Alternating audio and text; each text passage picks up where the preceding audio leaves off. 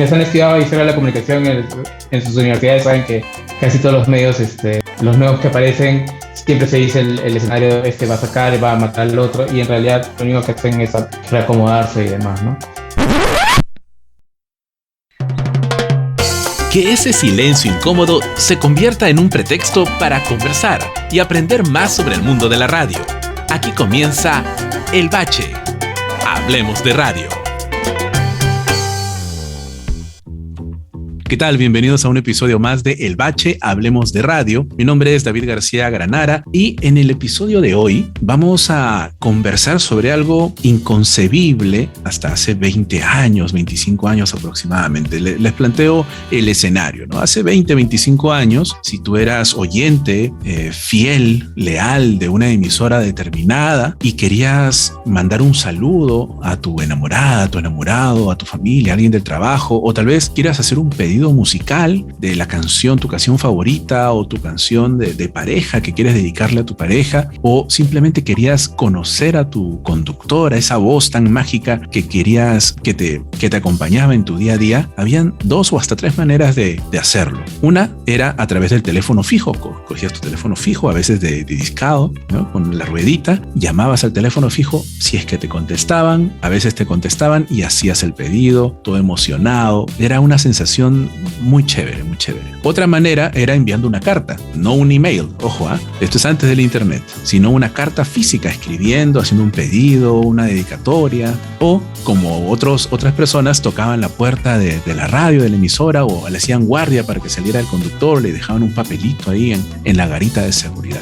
Esta era la forma en que el público podía interactuar con la emisora, con su medio de comunicación, principalmente de formato musical. Eso era antes. Quizás aquellos jóvenes que están escuchando en este momento el podcast dirán que eso era antes, así era antes. No hay forma, muchos pueden decir. Entonces pasaron los años, surge Internet y con Internet aparecieron las redes sociales y la interacción cambió y definitivamente ha crecido exponencialmente. Ahora no podemos concebir definitivamente una radio, una emisora de ningún tipo de género o segmentación en el mercado que no se pueda comunicar o interactúe con sus oyentes, que también ahora podemos llamar usuarios, a través de mensajes de voz de WhatsApp, poniendo un hashtag con el tema del día en Twitter, o comentando la más reciente publicación en Facebook, con un like, con un me encorazona, con un me importa, esas distintas interacciones. Entonces ahora el oyente también pide, opina y vota casi de forma inmediata, ¿no? Esa inmediatez que te permiten las redes sociales, ese termómetro casi en tiempo real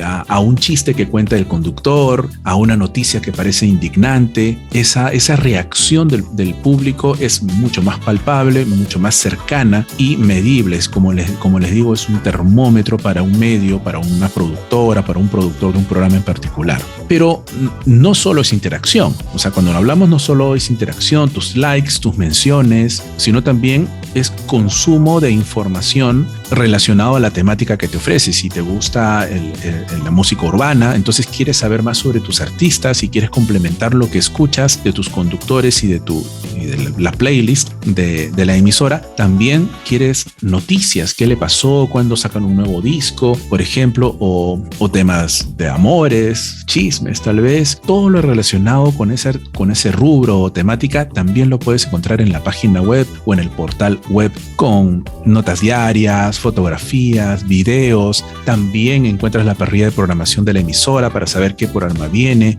los conductores, los conoces, ranking musicales, todo. Y obviamente también se abre un espacio nuevo, ya no es nuevo en la actualidad, para lo que es publicidad digital, es decir, es todo a una unidad de negocio. Entonces el oyente ya no es solo oyente, sino también es un usuario. Es un usuario en Internet y le da otro matiz y otra forma también de abordarlo. Un broadcaster, una persona que es especialista en radio, no basta para poder abarcar, para poder interactuar, para poder generar contenido para este nuevo tipo de público. Se necesita un perfil, un especialista en estos medios digitales, en estos contenidos digitales. Y las preguntas que surgen obviamente son, ¿ya no hay marcha atrás entonces para este paradigma o para este escenario en la actualidad? Obviamente podríamos responder fácilmente que ¿para qué regresar si la forma de interacción actual es mucho mejor, mucho más eficiente, mucho más más exitosa. Y en el Perú, al menos en Lima, aún la interacción podrá ser menor comparada con otros países de la región y del mundo. Entonces, un comunicador en la actualidad, un comunicador en formación, ¿qué perfil debería tener para afrontar, para enfrentar y para tener éxito y desarrollarse apropiadamente en este mundo de los medios digitales? Estas preguntas intentaremos responderlas junto con un especialista.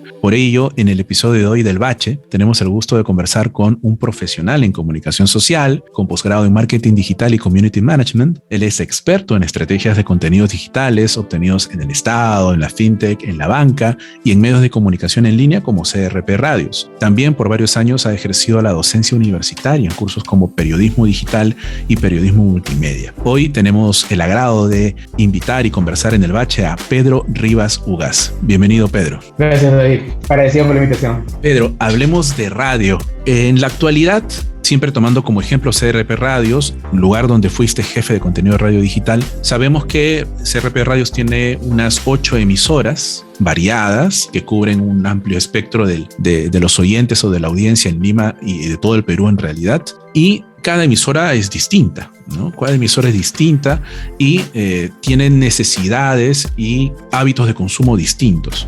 Desde tu experiencia en CRP Radios y en adelante, ¿cuál es la estrategia para que un equipo tradicional de una radio, estamos hablando de programador, conductor, productor, se complemente con un gestor de contenidos digitales? ¿Por qué? ¿Para qué? ¿Qué le suma? Claro, la idea en ese momento, cuando me convocan a mí para CRP Radios, era traer mi expertise desde medios. Yo he trabajado buena parte de mi experiencia profesional en el Grupo del Comercio, entonces he trabajado en Trome, en Trome, en Perú 21, en el Grupo del Comercio, siempre en sus medios online. Entonces he trabajado con distintos públicos y me pareció interesante volcar esa experiencia en 8 medios radiales totalmente distintos de lo que ya he visto en estos diarios casi generalistas, ¿no? Entonces ahí lo principal, creo yo, hacer que cada uno de los gestores de contenido digital pudiera entender el lenguaje de cada una de las radios, se acostumbre a él y pudiera complementar con el locutor y con la programación y jugar en tándem para poder generar esa interacción, porque lo que queríamos era hacer un círculo virtuoso.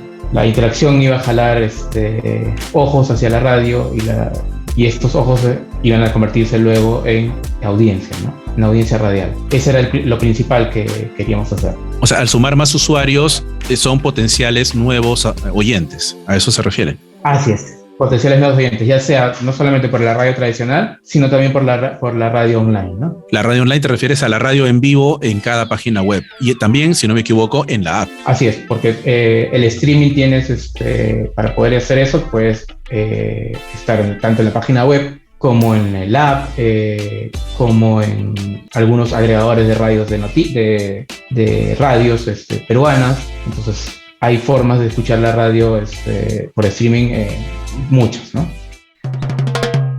Estás escuchando El Bache. Una pausa y seguiremos hablando de radio. Las rutas de Eric, conectando paladares. Peruano que se respeta, conoce los mejores secretos de la comida peruana y también escucha el mejor podcast de nuestra cocina. ¿Sabes cuál es? Las rutas de Eric. Búscalo en tu plataforma favorita. Las rutas de Eric, conectando paladares. Si te apasiona el guión y el mundo audiovisual, refuerza tu pasión en talleres 100% prácticos y en tiempo real. Inscríbete en el taller de guión de Input Capacitaciones. Búscanos en redes sociales como Input Capacitaciones. Hola, soy Mateo. Les cuento que mi papá tiene un podcast en el que habla sobre su feliz vida desde que yo nací. Se llama Papá con Todo. Van a encontrar historias divertidas, algunas conversaciones con otros papás bien chéveres y mi participación especial, obvio.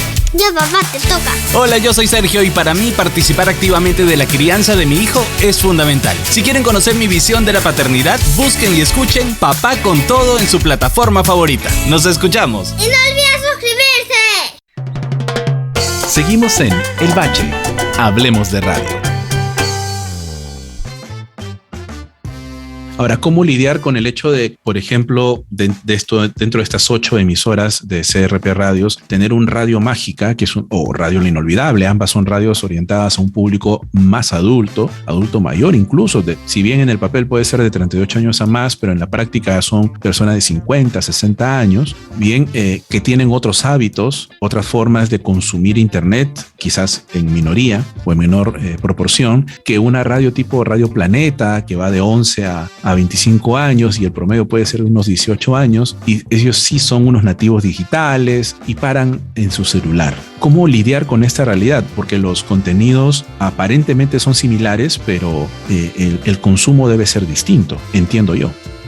Sí, primero entendiendo bien al usuario o usuaria que estaba escuchándonos por digital, ¿no? Complementar con la información que teníamos de la radio tradicional y de acuerdo a eso establecer tácticas de contenido que pudieran atraer a este público que estuviera en redes sociales, en Instagram, en Facebook, dependiendo de cada uno de los grupos etarios que pudiéramos encontrar, ¿no?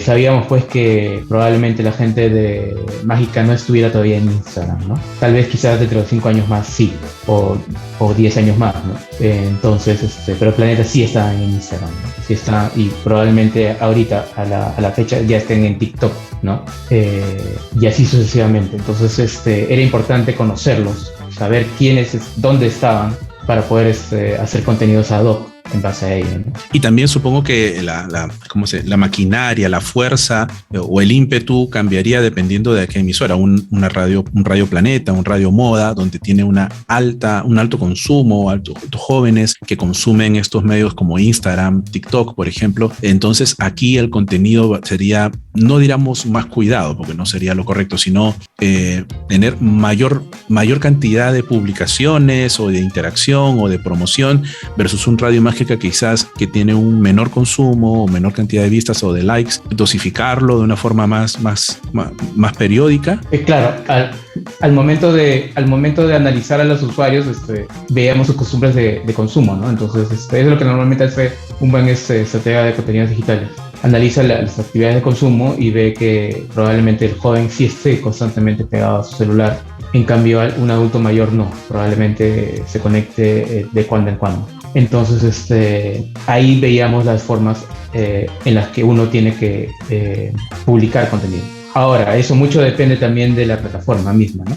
Los cambios de algoritmo de lo que ahora es Meta afectan cualquier estrategia de contenido que uno pueda plantearse durante un año, ¿no? Así que tienes que estar, si me dijeras ahorita que te diera una recomendación en este momento, es alguien que sea lo suficientemente capaz de amoldarse a los cambios súbitos de la tecnología, ¿no? Ese es el adjetivo entonces, súbito, porque en cualquier momento puede cambiar, o sea, se puede construir estrategias bajo una forma de trabajar que te plantea Meta u otras redes sociales y de un momento a otro cambia eso y tú tienes que cambiar la estrategia. Así de adaptativo tienes que ser al cambio. Sí, es correcto. Porque pasó en los medios de comunicación generalistas que estaban muy atentos al tema de publicar publicarse en redes sociales porque sabían que iban a traer tráfico, y de pronto Facebook dejó de privilegiar las notas de los medios de comunicación y dejaron de recibir tráfico de un mes para otro, ¿no? Y con el tráfico menos dejaron y te lo digo por experiencia propia, ¿no? En los medios de comunicación generalistas en los que trabajaba antes de ingresar a CRP Radios. Claro, pero quien tiene que estar preparado no es solamente el jefe de contenido digital, sino también el gestor de contenido, y eso es algo muy básico. Me gustaría mucho que las universidades enseñen eso, ¿no? A ser adaptables al cambio, porque lo que les enseñan ahora puede tranquilamente cambiar, ¿no? Justamente eso iba mi tercera consulta, y era ¿cuál es el perfil actual de un gestor de contenido, ¿no? Y cuál es su posibilidad de crecimiento en esta especialización? hay mucha gente que te dice que deberíamos estar constantemente al día en tecnologías y demás, pero yo, además de eso, lo que yo quiero comenzar mucho, quiero que comiencen la gente que está en formación, es que siempre tienen que estar informados, permanentemente informados de lo que acontece en su país y lo que acontece a su alrededor. Deben tener una amplia cultura general. Yo sé que a los comunicadores y a los periodistas nos acusan de tener un ancho mar de información, pero de apenas 1 milímetro de hondura, ¿no? Pero es así, o sea, uno tiene que estar constantemente informado porque la comunicación es algo que implica mucha responsabilidad. Y si uno no es lo suficientemente informado, no va a ser responsable al comunicar. Entonces, cualquier tecnología que uno utilice o cualquier plataforma que uno emplee para comunicar no lo va a hacer responsablemente, y creo que eso es súper importante. Yo privilegio el estar informado antes de cualquier uso de tecnología. El uso de tecnología uno los aprende. Y como te dije anteriormente, pueden cambiar. Entonces, mañana más tarde aprendiste todas las de Kiko y Caco para Facebook, y de pronto Facebook cambió. Entonces, ¿de qué te sirve? Vamos a los fundamentos, a conocer realmente cómo funcionan las cosas, y de acuerdo a eso, adaptarte al cambio y aprender nuevamente. Y de ahí viene la segunda parte, que es aprender constantemente, ¿no? Aprender constantemente, estar preparado para el cambio, y es que es más prioritario entonces que la formación técnica, que como toda formación técnica puede y debe actualizarse, entiendo. Así es, ¿no? O sea, por ejemplo, a mí no me enseñaron radio digital, ¿no? O sea, no, me enseñaron radio, y el cambio ocurrió a los pocos años, ¿no? O sea, edición, a mí me enseñaron edición lineal, y a los pocos años cambió ya a edición digital, ¿no? Entonces, el cambio fue súbito, ¿no? Entonces, ahí hay un problema ahí. Entonces, no es solo una característica que debe tener el comunicador actual, yéndonos específicamente al gestor de contenido o al comunicador en medios digitales, uno que tiene que estar bien informado, preparado para el cambio en cualquier momento, en realidad, ¿no? Y bueno, actualizarse en la tecnología o en las plataformas que surjan, pero tiene que ser un comunicador. Sí, yo sí creo que tiene que ser un comunicador o alguien con formación de comunicador. Sí, la comunicación implica responsabilidad, eso sí me queda bastante claro. Así hables en un portal de una radio juvenil, de un artista que va a dar un concierto próximo, igual hay cierta responsabilidad, hay total responsabilidad, uno como comunicador, y dos, como medio, ¿no? Como medio de comunicación también. Sí, claro, así es. Y en esa línea, ya para ir finalizando esta conversación que ha tenido mucho aprendizaje, por ejemplo, el gran Coqui Salgado, con el que hemos conversado en uno de los episodios del Bache, siempre el gran Coqui resumía uno de los consejos. Siempre les pido un consejo a nuestros especialistas invitados. Coqui recomendó, por ejemplo, ser auténticos en la conducción, algo que aprendió de su señor padre, Wilmer Salgado. Jorge Bayón, también periodista de RPP por muchos años y de otros canales de televisión también en la actualidad, indica, por ejemplo, su recomendación para los comunicadores, radioaficionados y público en general es: primero lee bastante, luego para que puedas escribir, y luego recién poder hablar, ¿no? En la capacidad de descripción de un reportero, por ejemplo, en un despacho. Luis Andrés Bazán, también director creativo de CRP Radios, él vela bastante por siempre enriquecer y estudiar más y reforzar ese perfil profesional que uno tiene, y cuidar el lado humano de los equipos de trabajo, que si una persona no está motivada, no va a rendir y no va a entregarse a un trabajo que suele ser estresante y de un ritmo bastante alto. Blanca Ramírez, también hemos conversado con ella. Ella siempre recomienda a los jóvenes comunicadores innovar, no pensar en copiar, sino en innovar y en ser versátil, es decir, en proponer cosas distintas y en adaptarse también, tanto como tú estás mencionando, coincide en lo que tú estás mencionando, que no puedes depender de una plataforma si esta va a cambiar cada cierto tiempo, los algoritmos, etcétera, etcétera. ¿Qué recomendación daría Pedro Rivas a los comunicadores en formación o a los actuales gestores para crecer no solo académicamente, sino también en cuestión de experiencia, y hacia dónde nos dirigimos? ¿Qué futuro les depara a estos comunicadores en la actualidad? Yo siempre recomiendo actualización constante. Siempre lean constantemente, busquen información sobre lo que ustedes hacen. Yo no dejo de leer, ¿no? O sea, no dejo de leer mira, yo ahorita en este momento trabajo para el Estado y sin embargo sigo leyendo sobre radio, sigo leyendo sobre digital, sobre periodismo digital, ¿no? Sobre marketing, sobre reputación y ese tipo de cosas, porque me gusta y porque quiero estar permanentemente actualizado, no quiero desfasarme. Entonces esa es mi principal recomendación, y sobre todo ver qué es lo que hacen en otros países, ¿no?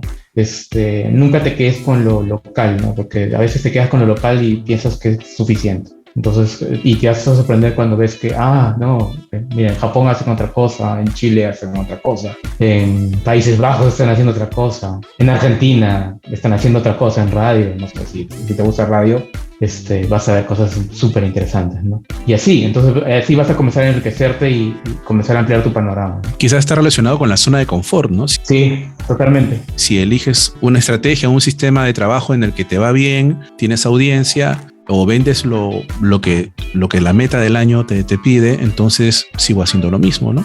Pero lo que tú estás recomendando efectivamente es ir más allá para adelantarte 1 o 2 pasitos en el futuro también y poder innovar en coincidencia con lo que recomienda Blanca. Te das cuenta que todos los profesionales que están pasando por este programa y tú también coinciden en eso, ¿no? Y obviamente los refleja, los pinta de cuerpo entero del nivel profesional que eres y que son estos invitados especialistas en radio también. Te agradezco muchísimo, te agradecemos muchísimo, Pedro. Esperemos tener otro tipo de conversación, también otro tema, tal vez de radio digital terrestre, radio digital. Hay un montón de temas que se pueden conversar porque en la actualidad Internet llegó y la radio se ha tenido que adaptar. Incluso yo uso esta metáfora en el aula con algunos estudiantes, ¿no? Es como si en un aula estuviese televisión, radio, el periódico y entra el alumno nuevo, ¿no? Hace algunos años, Internet, ¿no? Entonces, en lugar de hacerle bullying y mirarlo así sobre el hombro, lo incorporaron y, oye, ¿qué características tiene? Oh, chévere, lo puedo usar para mí. Chévere, podemos trabajar juntos, ¿no? Porque algunos jóvenes o adolescentes piensan que la radio está condenada a morir a costa de una plataforma de streaming, ¿no? Desde tu lado de medios digitales, ¿cuál es tu experiencia? ¿Cuál es tu pronóstico al respecto? Quienes han estudiado historia de la comunicación en sus universidades saben que casi todos los medios, los nuevos que aparecen, siempre se dice el escenario va a sacar, va a matar al otro, y en realidad lo único que hacen es reacomodarse y demás, ¿no? Entonces, yo sí creo que la radio tiene futuro, solo está reacomodándose, está viendo dónde puede recolocarse. O sea, las subidas del streaming durante COVID de radio streaming han sido muy buenas, por lo que he visto. O sea, yo estoy constantemente checando el Latin Ranker de Triton, de la empresa que abastece streaming a nivel de Latinoamérica. He visto que los números están subiendo. Entonces, sí hay futuro para el streaming, al menos de radio. Entonces, hay posibilidades bastantes, solamente hay que comenzar a ver cómo se monetiza eso, que es la principal pregunta que están haciendo. Confío mucho en que se está metiendo cabeza y se está craneando cómo hacer para no caer en el tema de lo que hicieron los medios de comunicación generalistas. Confío en que van a poder salir adelante y van a poder hacer cosas mucho más innovadoras, porque la radio es otra cosa, ¿no? O sea, tú ves las cosas, tú escuchas las cosas que se están haciendo en radio en Estados Unidos, en Europa, y te sorprenderías. O sea, sí, yo creo que todavía tiene suficiente millaje, y si ahorita nos estamos poniendo a dudar de incorporar Internet, ponte a pensar que ahorita estamos ya hablando de metaversos. Entonces, ¿qué van a hacer con metaversos? Radio en un metaverso, ya es como para comenzar a volar un poco más, a soñar, ¿no? Claro. Sí, a volar demasiado ya. Entonces, te imaginas meterte en una cabina con tu locutor, no, ya es demasiado ya me imagino, sí. Va por ahí. Yo creo que sí, todavía tiene millaje y tienes para rato, ¿no? Algo que hace unos 15 o 20 años se podía hacer con Second Life. Así es. Que hemos hecho recordar. De una forma mucho más rústico, por decir una palabra, pero ahora los grandes jugadores, los Big Four, como se les llama, están queriendo meterse lugar y liderar, ¿no? Facebook quiere liderar como sea. Perfecto. Muchísimas gracias, Pedro, nuevamente. Definitivamente tenemos que seguir estos temas de conversación porque es inherente a la radio, no es la radio tradicional, ya dejó de ser la radio tradicional hace un buen tiempo y esta es la nueva radio, la radio 2.0, 3.0, como le querramos decir. Muchas gracias, Pedro. De nada, David. Gracias a ti por la invitación. Este episodio de El Bache fue producido por Mari Carmen Rojas, en la conducción David García Granara. El tema principal de El Bache fue compuesto y producido por Franz Márquez. Las cortinas musicales son de Epidemic Sound. La postproducción de El Bache está a cargo de David Studio. El Bache, hablemos de radio.